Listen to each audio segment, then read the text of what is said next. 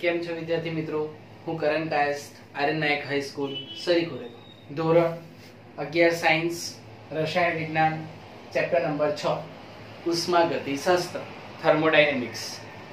તો આ લેક્ચરમાં આપણે પર્ટિક્યુલર કંઈક નવું શીખવાના છે, બરાબર? તો ગયા લેક્ચરનું થોડું રિકેપ કરાવું તમને. તો આપણે જે પ્રણાલીના પ્રકાર, કદાચ તમને યાદ હોય તો પ્રણાલીના પ્રકાર વિશે આપણે ચર્ચા કરી હતી, બરાબર? અને એ પ્રકાર કેટલા હતા? 3 પ્રકાર હતા આપણી પાસે. કયા કયા યાદ કરો? ખુલ્લી પ્રણાલી, બંધ પ્રણાલી અને નિરાળી પ્રણાલી. અને જો શોર્ટમાં આપણે આન્સર આપીએ તો ખુલ્લી પ્રણાલી કોને કહેવાય? તો જે પ્રણાલીમાં ઊર્જા અને દ્રવ્ય બંનેની હેરફેર થઈ શકે તેને ખુલ્લી પ્રણાલી. બંધ પ્રણાલી કોને કહેવાય? કે માત્ર એ ઊર્જાનું જ હેરફેર કરી શકે, દ્રવ્યનું હેરફેર કરી શકતો નથી, તો તેને કહેવાય બંધ પ્રણાલી, બરાબર? અને છેલ્લી છે નિરાળી પ્રણાલી, આપણો ત્રીજો પ્રકાર. તેમાં ઊર્જા અને દ્રવ્ય એ કોઈની હેરફેર થતી નથી, એટલે કે વિનિમય થતો નથી, તો એને કહેવાય નિરાળી પ્રણાલી. તો આપણે ગયા લેક્ચરમાં એ પ્રણાલીના પ્રકાર વિશે આપણે ચર્ચા કરી હતી. આઈ હોપ તમને એ ખબર પડી હશે. તો આ લેક્ચરમાં આપણે થોડું આગળ જઈએ અને પર્ટિક્યુલર પ્રણાલીની જે આપણે અવસ્થા છે એ અવસ્થા વિશે આપણે ચર્ચા કરવાના છે, બરાબર? તો તમે બધા નોટ લઈને સાથે બેસી જાઓ અને નોટ કરતા રહેજો અને સમજતા, બરાબર? તો આપણે હેડિંગ આપી દઈએ પ્રણાલીની અવસ્થા.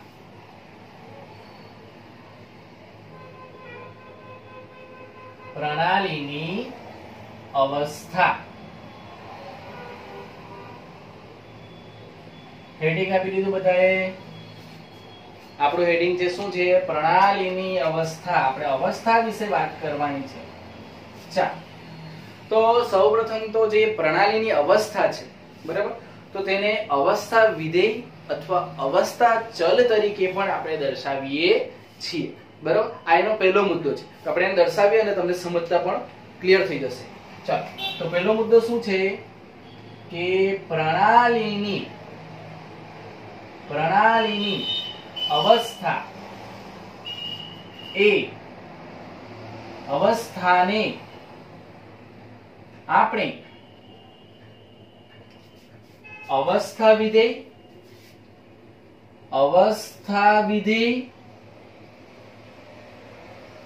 અથવા અવસ્થા ચલ તરીકે દર્શાવીએ છીએ.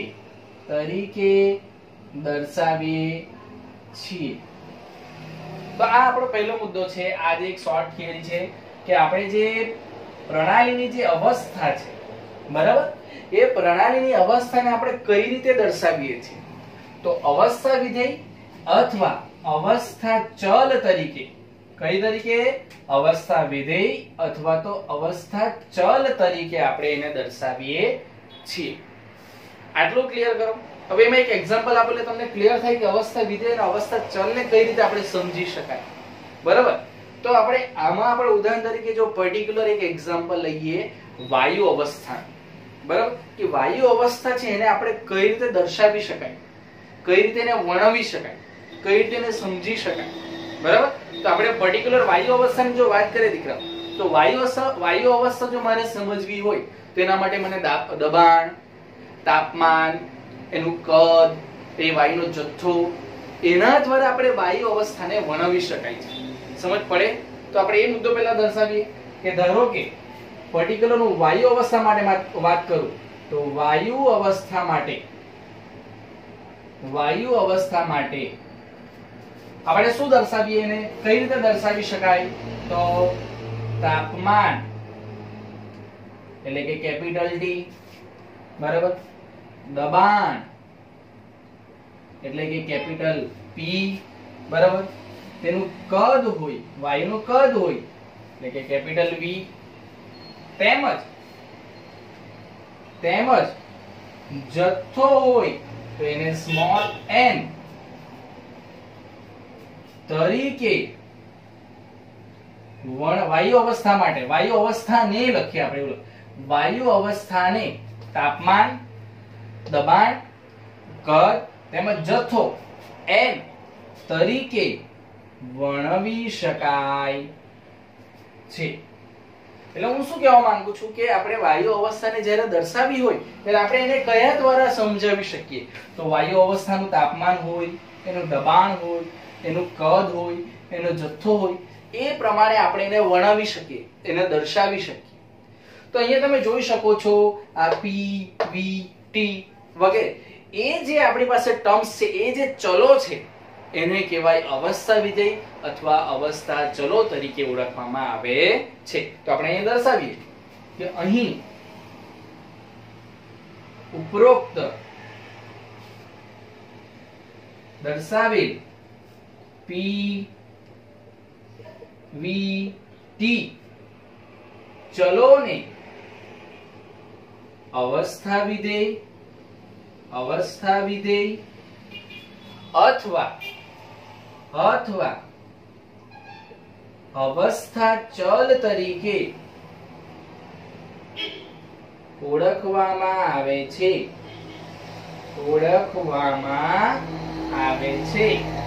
તો આઈ હોપ તમને હવે ક્લિયર થઈ ગયું હશે કે અવસ્થા વિધેય કોને કહેવાય અને અવસ્થા ચલ એટલે કે અવસ્થા વિધેય કોને કહેવાય અથવા અવસ્થા ચલ કોને કહેવાય. ક્લિયર? ચાલો તો આપણે આને અંડરલાઈન કરી દઈએ કે અવસ્થા વિધેય અથવા અવસ્થા ચલ તરીકે ઓળખવામાં આવે છે. તો આપણે સિમ્પલ વાત કરી કે પ્રણાલીની અવસ્થા, બરાબર? તો પ્રણાલીની અવસ્થાને અવસ્થા વિધેય અથવા અવસ્થા ચલ તરીકે દર્શાવવામાં આવે, બરાબર? હવે એને સમજવું હોય તો પર્ટિક્યુલર આપણે વાયુ અવસ્થાનું એક્ઝામ્પલ લઈ લીધું, બરાબર? એને દર્શાવવાની રીત આપણે આપી કે ભાઈ એને તાપમાન, દબાણ, કદ એના જથ્થા દ્વારા આપણે દર્શાવી શકીએ. તો એ જે ચલ જે આપણે દર્શાવ્યું, ઉપરોક્ત દર્શાવેલ P, V, T ચલોને અવસ્થા વિધેય અથવા તો અવસ્થા ચલ તરીકે ઓળખવામાં આવે છે. અને અહીંયા હવે ઇમ્પોર્ટન્ટ મુદ્દો છે એટલે હું રેડ કરીને એને દર્શાવું છું. ખાસ ધ્યાન આપજો. અહીં ચલો અહીંયા દર્શાવું છું. આ ઇમ્પોર્ટન્ટ મુદ્દો છે. જોજો ઇમ્પોર્ટન્ટ મુદ્દો કે જે અવસ્થા વિધેય જે અથવા તો અવસ્થા ચલ જે છે તે માત્ર પ્રણાલીની અવસ્થા પર એટલે કે અવસ્થા વિધેય અથવા તો અવસ્થા વિધેય અથવા તો અવસ્થા ચલ એનું જે મૂલ્ય મળશે આપણને અંતિમ જે આપણે જ્યારે કોઈ કેલ્ક્યુલેશન કરીશું ને આપણને કોઈ મૂલ્ય મળશે, એ મૂલ્ય માત્ર ને માત્ર પ્રણાલીની અવસ્થા પર આધાર રાખે છે. નહીં કે એ કેવી રીતે પેલા મૂલ્ય પર પહોંચ્યું એ પથ પર એને કોઈ આધાર રહેતો નથી. સીધું મૂલ્ય મળી ગયું એ શેના પર આધાર રાખશે? પ્રણાલીની અવસ્થા પર. સમજ પડે તો શું કહેવા માંગુ છું? પાછો રિપીટ કરું છું કે અવસ્થા વિધેય અથવા અવસ્થા ચલની વાત કરીએ તો એના જે મૂલ્ય છે એ પર્ટિક્યુલર માત્ર પ્રણાલીની અવસ્થા જે હશે એના પર જ આધાર રાખશે, બરાબર? પછી એ મૂલ્ય કઈ રીતે આવ્યું એના સાથે કઈ લાગતું ઓળખતું નથી. અંતે મૂલ્ય મળ્યું, ઓકે, ગેટ ઇટ. માત્ર પ્રણાલીની અવસ્થા એની સાથે જ લાગી વળગી. કઈ રીતે આવ્યું, કયા પથ પરથી આવ્યું એની સાથે કોઈ લાગતું ઓળખતું નથી. જો એક સિમ્પલ ફંડામેન્ટલ તમને ઉદાહરણ આપું. ધારો કે મારે મારા ઘરથી સુરત જવું છે, બરાબર? તો મારી પાસે બે રસ્તા હોય. હું રસ્તો 1 લઉં અને 2 કલાકમાં પહોંચું, અને રસ્તો 2 લઉં અને તો પણ 2 જ કલાકમાં પહોંચું. મારે પહોંચવાનું ક્યાં હતું? હું સુરત પહોંચી ગયો. હવે કયા રસ્તાથી આવ્યો એની સાથે કઈ લાગતું ઓળખતું નથી. કોને? અવસ્થા વિધેય અથવા અવસ્થા ચલ. અવસ્થા વિધેય અથવા અવસ્થા ચલ સીધું પ્રણાલીની અવસ્થા સાથે લાગે વળગે, એને કોઈ પથ સાથે લાગતું ઓળખતું નથી. ક્લિયર? સમજ પડે? તો એ મુદ્દો આપણે અહીં દર્શાવીએ કે અહીં ખાસ ધ્યાન આપવા જેવી વસ્તુ, અહીં અવસ્થા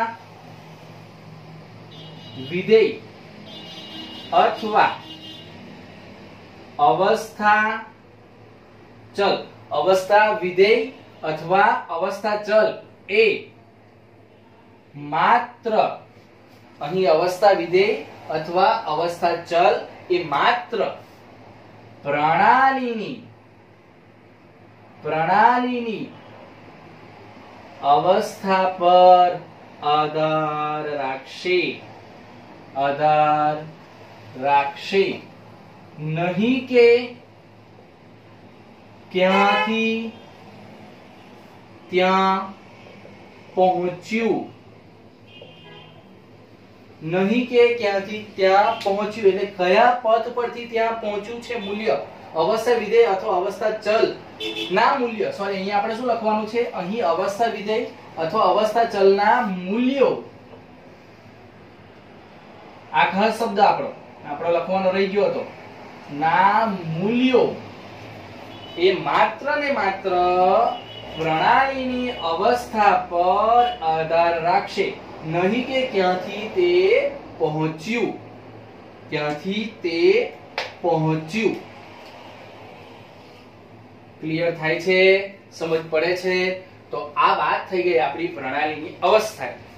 સમજ પડે છે? બહુ સિમ્પલ હતું. આપણે એ અવસ્થા કઈ રીતે દર્શાવી, તો કેટલાક ચલો દર્શાવી આપણે વાયુ અવસ્થાને દર્શાવવા માટે, બરાબર. તે તાપમાન, દબાણ, કદ, જથ્થો એ દર્શાવે. એ જે ચલો છે એ ચલોને અવસ્થા વિધેય અથવા તો અવસ્થા ચલ કહેવાય છે. અને એ જે અવસ્થા વિધેય અથવા અવસ્થા ચલનું જે મૂલ્ય હોય છે એ ખાસ તમારે યાદ રાખવાનું કે એનું જે મૂલ્ય હોય છે, કોનું? અવસ્થા વિધેય અથવા તો અવસ્થા ચલનું જે મૂલ્ય એ માત્ર ને માત્ર પ્રણાલીની અવસ્થા પર આધાર રાખે છે, કે નહીં કે એ કયા પથ પરથી કેવી રીતે મળ્યું એની સાથે કઈ લાગતું વળગતું નથી. એ સીધું પ્રણાલીની અવસ્થા સાથે એને લાગે વળગે છે. ક્લિયર થાય છે? સમજ પડે છે? તો આમાં જ આપણે હવે જે પ્રણાલીની અવસ્થા પરથી એક આપણે આંતરિક ઉર્જા શીખવાના છે, બરાબર. પહેલા તમે આને વ્યવસ્થિત ઉતારી લો, આનો સ્ક્રીનશોટ લઈ લો, એને લખી લો, એટલે આપણે આંતરિક ઉર્જાના મુદ્દા તરફ આગળ જઈએ. ઓકે? અને જો આમાં તમને સમજ પડી હોય, તમે લખ્યું હોય ને તમને સમજાયું હોય તો તમે મને કોમેન્ટ બોક્સમાં આવીને અન્ડરસ્ટુડ સર લખો, ઓકે સર લખો, થમ્સ અપ બતાવો, તો મને ક્લિયર થાય કે મેં જે કંઈક ટર્મ્સ તમને સમજાવી છે તમને ક્લિયર થાય છે. અને એમસીક્યુ માટે આ ઇમ્પોર્ટન્ટ છે. ઓકે? લખી કાઢો, ત્યારબાદ આપણે આગળ જઈએ.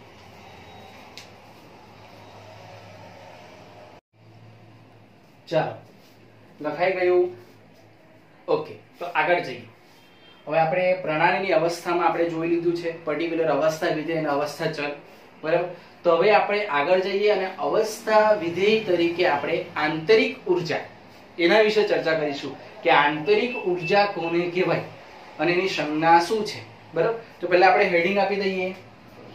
ચલો હેડિંગ આપી દઉં કે અવસ્થા વિધેય તરીકે, અવસ્થા વિધેય તરીકે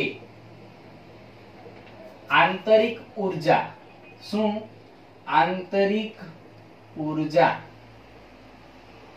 ક્લિયર? ચલો આનું હેડિંગ આપી દીધું તમે વ્યવસ્થિત રીતે. હવે આપણે પર્ટિક્યુલર એક અવસ્થા વિધેય વિશે ચર્ચા કરવાના છે અને એ કયું લેવાના છે આપણે? તો આંતરિક ઉર્જા, એના વિશે ચર્ચા કરવાના છે. તો આપણે પર્ટિક્યુલર વાત કરીએ, કોઈ પ્રણાલીની વાત કરીએ કે કોઈ એક રાસાયણિક પ્રણાલી છે, બરાબર. તે ઉર્જા મેળવે છે અથવા તો ઉર્જા ગુમાવે છે. શું? એક રાસાયણિક પ્રણાલી છે, તે ઉર્જા મેળવે છે અથવા તો ઉર્જા ગુમાવે છે. તો તેની કુલ ઉર્જા ને આપણે જો દર્શાવવી હોય તો તેના માટે આપણે કોઈ રાશિ દર્શાવવી પડે, બરાબર. એને જો કોઈ કુલ ઉર્જા જો આની પર્ટિક્યુલર દર્શાવવી હોય તો એના માટે કોઈ રાશિ દર્શાવવી પડે. એટલે કે અંદરની ઉર્જા રાસાયણિક રીતે, વિદ્યુતીય રીતે, યાંત્રિકીય રીતે અથવા તો અન્ય કોઈ રીતે એ ઉર્જા હોય, બરાબર. તે બધી ઉર્જાનો સરવાળો, બરાબર, તેને આંતરિક ઉર્જા તરીકે ઓળખવામાં આવે, બરાબર. તો આપણે પર્ટિક્યુલર પહેલા તો મુદ્દો લખીએ કે શું કીધું આપણે પહેલા વાત કરી. જો તમને ક્લિયર થશે હું લખી એટલે પહેલો મુદ્દો કે આપણે શું વાત કરી. પહેલી વાત કે રાસાયણિક પ્રણાલીમાં, રાસાયણિક પ્રણાલી એ, ખાસ ધ્યાન આપજો, એ ઉર્જા ગુમાવે છે, ગુમાવે કે ઉર્જા મેળવે, ત્યારે રાસાયણિક પ્રણાલી એ ઉર્જા ગુમાવે કે ઉર્જા મેળવે ત્યારે તેની કુલ ઉર્જાને, તેની કુલ ઉર્જાને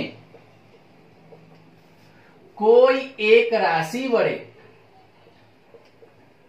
કોઈ એક રાશિ વડે દર્શાવવી પડે, બરાબર. પર્ટિક્યુલર કોઈ એક રાશિ જોઈએ આપણને, કોઈ એક સંજ્ઞા જોઈએ પર્ટિક્યુલર, તો એના વડે આપણે એની ઉર્જા દર્શાવી શકાય. કઈ? તો રાસાયણિક પ્રણાલીની પર્ટિક્યુલર સાંભળજો. અવસ્થા વિધેય તરીકે આંતરિક ઉર્જા આપણે સમજીએ છીએ, તેમાં રાસાયણિક પ્રણાલી કોઈ લીધી છે આપણે, એ ઉર્જા ગુમાવે છે અથવા તો ઉર્જા મેળવે છે. શું કરે? પોતાની ઉર્જા ગુમાવી લીધી હશે એ પ્રણાલીએ, અથવા તો એને ઉર્જા બહારથી મેળવી લીધી હશે, તો એની કુલ ઉર્જા છે એને દર્શાવવા માટે આપણને કોઈ એક રાશિ જરૂર પડે છે, બરાબર. દર્શાવવા માટે કોઈ એક રાશિ વડે એને દર્શાવી શકાય, બરાબર. અને તે રાસાયણિક ઉર્જા હોઈ શકે, રાસાયણિક ઉર્જા પણ હોઈ શકે, એ ઉર્જા વિદ્યુતીય ઉર્જા પણ હોઈ શકે કે પછી યાંત્રિકીય ઉર્જા પણ હોઈ શકે અથવા અન્ય કોઈ ઉર્જા હોઈ શકે, અન્ય કોઈ ઉર્જા. આ બધી ઉર્જાનો સરવાળો, આ બધી ઉર્જાનો કુલ સરવાળો એટલે તે પ્રણાલીની આંતરિક ઉર્જા. તે પ્રણાલીની આંતરિક ઉર્જા. જો હવે વધુ ક્લિયર થશે. આપણે મુદ્દો દર્શાવી દીધો છે. શું વાત કરી કે રાસાયણિક પ્રણાલી જે ઉર્જા ગુમાવે છે અથવા તો ઉર્જા મેળવે છે, બરાબર, ત્યારે તેની કુલ ઉર્જા દર્શાવવી હોય તો એના માટે કોઈક રાશિ વડે એને આપણે દર્શાવી શકાય, બરાબર. હવે કુલ ઉર્જામાં શું, તો એ ઉર્જા કયા સ્વરૂપે હોય કે તે રાસાયણિક સ્વરૂપે પણ હોઈ શકે ઉર્જા, વિદ્યુતીય સ્વરૂપે પણ હોઈ શકે, યાંત્રિકીય સ્વરૂપે પણ હોઈ શકે અથવા અન્ય કોઈ સ્વરૂપે હોઈ શકે. અન્ય કોઈ ઉર્જા સ્વરૂપે હોઈ શકે, ઉર્જા સ્વરૂપે હોઈ શકે. તો તે ઉર્જાનો આ રીતે લખી શકાય કે રાસાયણિક રીતે, વિદ્યુતીય રીતે, યાંત્રિકીય રીતે અથવા અન્ય કોઈ ઉર્જા સ્વરૂપે હોઈ શકે તો તે ઉર્જાનો કુલ સરવાળો એટલે તે પ્રણાલીની આંતરિક ઉર્જા, બરાબર. તો આપણે અહીંયા જો તમને વધુ ક્લિયર થાય તો તે ઉર્જા અહીંયા લખીએ, તે ઉર્જા એટલે તમને વધુ ક્લિયર થશે, બરાબર.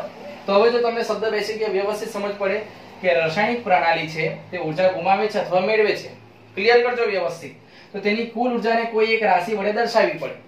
તો તે ઉર્જા રાસાયણિક, વિદ્યુતીય, યાંત્રિકીય અથવા અન્ય કોઈ ઉર્જા સ્વરૂપે હોઈ શકે, બરાબર. તો તે ઉર્જાનો કુલ સરવાળો એટલે, તો તે ઉર્જા એટલે કે આ બધી ઉર્જા, બરાબર.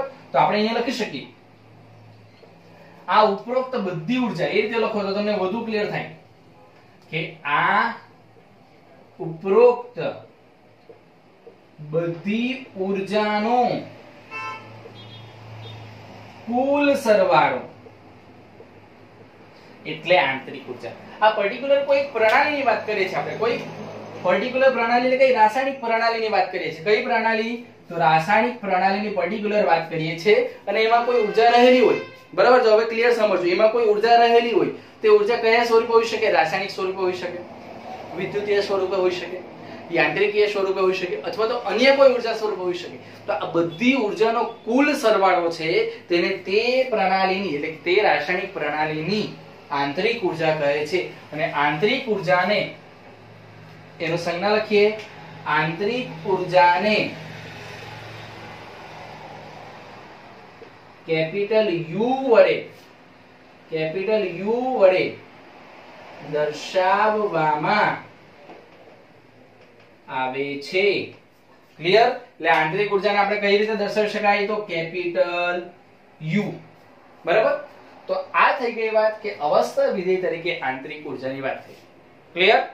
હવે આંતરિક ઉર્જા યુ એ ક્યારે બદલાય, એમાં ક્યારે ફેરફાર જોવા મળે તે સમજીએ. એ પણ એક ઇમ્પોર્ટન્ટ વસ્તુ છે. તો આપણે હેડિંગ આપીએ કે આંતરિક ઉર્જા એ ક્યારે બદલાય છે, એટલે ક્યારે એમાં ફેરફાર જોવા મળે છે, ક્યારે બદલાય છે, બરાબર. ચલો હેડિંગ આપી દીધું બધાએ. તમે પણ સાથે લખતા જાવ એટલે તમારી નોટ્સ ક્લિયર થઈ જાય. તો પર્ટિક્યુલર આમાં પણ ત્રણ મુદ્દા છે. ત્રણ વખત એમાં મોટે ભાગે ચેન્જ જોવા મળે છે, બરાબર. કે ઉષ્મા એ પ્રણાલીમાં અંદર દાખલ થાય અથવા તો બહાર નીકળે ત્યારે એમાં ફેરફાર જોવા મળે છે. પહેલો મુદ્દો છે કે ઉષ્મા એ પ્રણાલીમાં દાખલ થાય કે બહાર નીકળે ત્યારે, બરાબર. આ એનો પહેલો મુદ્દો છે. બીજા મુદ્દાની વાત કરીએ તો પ્રણાલી વડે કાર્ય થાય અથવા તો પ્રણાલી ઉપર કાર્ય કરવામાં, એટલે કોઈ એક પ્રણાલી લીધેલી હોય બરાબર? તો પ્રણાલી પોતે કાર્ય કરશે અથવા તો પ્રણાલીની ઉપર કાર્ય કરવામાં આવે. જો એટલે એક એક્ઝામ્પલ આપું, એક બીકરની અંદર હું પાણી લઈ લઉં, બરાબર? હવે એ બીકર, પાણીવાળું બીકર છે, એને હું તડકામાં મૂકી દઉં તો શું થશે? ઓટોમેટિક તડકાને કારણે એ પાણી ગરમ થશે, બરાબર? એટલે પ્રણાલીએ પોતે કાર્ય કર્યું, બરાબર? હવે પ્રણાલી ઉપર કાર્ય કરવામાં આવે એટલે કે હું એ બીકરને ઉપર બીકર લઈ લઉં અને એમાં હું હલાવું, કોઈ સળિયો લઈ લઉં કાં તો એ પાણીને હલાવું, બરાબર? તો મેં પ્રણાલી ઉપર કાર્ય કર્યું, ત્યારે આંતરિક ઉર્જામાં ફેરફાર જોવા મળશે, બરાબર? તો આપણે અહીંયા શું દર્શાવી શકાય કે પ્રણાલી વડે કાર્ય થશે, પ્રણાલી વડે કાર્ય થશે કે પ્રણાલી ઉપર કાર્ય થાય ત્યારે આંતરિક ઉર્જા બદલાય, બરાબર? અને એક બીજો મુદ્દો, દ્રવ્યની વાત કરીએ તો દ્રવ્ય જ્યારે પ્રણાલીમાં દાખલ થાય અથવા તો પ્રણાલીથી બહાર નીકળે ત્યારે દ્રવ્ય પ્રણાલીમાં દાખલ થાય કે બહાર નીકળે ત્યારે, બરાબર? તો આ ત્રણ કન્ડિશનમાં આંતરિક ઉર્જામાં ફેરફાર જોવા મળે છે. જો પહેલી કન્ડિશન કઈ કે ઉષ્મા, બરાબર? કે ઉષ્મા અંદર જશે પ્રણાલીની અંદર, ગરમી આપે તો ઉષ્મા અંદર જવાની, બરાબર? પછી ગરમી તમે કાઢી લો તો ઠંડુ પડવાનું, બરાબર? ઠંડી પડે એટલે ઉષ્મા પાછી બહાર જતી રહેવાની, તો એને કારણે આંતરિક ઉર્જામાં ફેરફાર જોવા મળે. એટલે પહેલી ઉષ્માની વાત કરી. બીજું પ્રણાલી પર કાર્ય થાય અથવા તો પ્રણાલી પોતે કાર્ય કરે, એ આપણે તમને એક્ઝામ્પલ સમજાવ્યું પાણીવાળા બીકરનું, બરાબર? અને ત્રીજું સેમ ઉષ્મા જેવું દ્રવ્યની વાત કરી કે દ્રવ્ય બહાર નીકળે પ્રણાલીમાં દાખલ થાય અથવા તો પ્રણાલીની બહાર નીકળે ત્યારે આપણે આંતરિક ઉર્જા U માં ફેરફાર જોઈ શકીએ છીએ. એમાં જે બદલાવ જોવા મળે છે કે બદલાય છે, ક્યારે બદલાય છે, આ ત્રણ કન્ડિશનમાં એ બદલાય છે. ક્લિયર? તો આપણે શેની વાત કરી ગયા કે પ્રણાલીની અવસ્થામાં પર્ટિક્યુલર અવસ્થા વિધેય તરીકે આંતરિક ઉર્જા. અને અવસ્થા વિધેય કોને કહેવાય? એ માત્ર એનું જે મૂલ્ય છે એ પ્રણાલીની અવસ્થા પર આધાર રાખે છે કે એ મૂલ્ય કઈ રીતે બન્યું, એની સાથે કઈ લાગતું વળગતું નથી. ક્લિયર થાય? તો આપણે આમાં રાસાયણિક એક પ્રણાલી લીધેલી અને એમાં જો દરેક ઉર્જા મેળવી હશે અથવા ઉર્જા ગુમાવી હશે, બરાબર? તે કુલ ઉર્જાના દશામાંથી કોઈ એક રાશિની જરૂર પડે અને એ કુલ ઉર્જામાં શું હોઈ શકે? રાસાયણિક, વિદ્યુતીય, યાંત્રિકીય અથવા અન્ય કોઈ ઉર્જા હોઈ શકે. તો આ બધી ઉર્જાનો જે કુલ સરવાળો છે એને આંતરિક ઉર્જા U તરીકે દર્શાવી શકાય. ક્લિયર? અને એ U આંતરિક ઉર્જા જે U છે આપણી, તેમાં ક્યારે બદલાવ જોવા મળે, ક્યારે ફેરફાર જોવા મળે? તો આ ત્રણ કન્ડિશનમાં. ક્લિયર થાય? સમજ પડે છે? તો ચાલો આનો સ્ક્રીનશોટ લઈ લો વ્યવસ્થિત અને દીકરાઓ સમજો. મોસ્ટ ઇમ્પોર્ટન્ટ થિયરી છે આપણી આ, બરાબર? તો આને હું અંડરલાઈન પર કરી દઉં કે ઉષ્મા, પ્રણાલીનું કાર્ય અને દ્રવ્ય, આ પર્ટિક્યુલર ત્રણને અનુલક્ષીને એમાં બદલાવ જોવા મળે છે, બરાબર? ચલો આને નોટ કરી લેવું અને વ્યવસ્થિત સમજો. અને જો તમને સમજ પડી હોય તો મને કોમેન્ટ બોક્સમાં આવીને અન્ડરસ્ટુડ સર લખો, ઓકે સર લખો, થમ્સ અપ બતાવો, તો મને ક્લિયર થાય કે મેં જે કંઈક સમજાવ્યું છે એ તમને ક્લિયર થાય છે. ઓકે, ચલો આને લખી કરો, ત્યારબાદ આપણે નેક્સ્ટ લેક્ચરમાં આગળ જઈશું. ઓકે.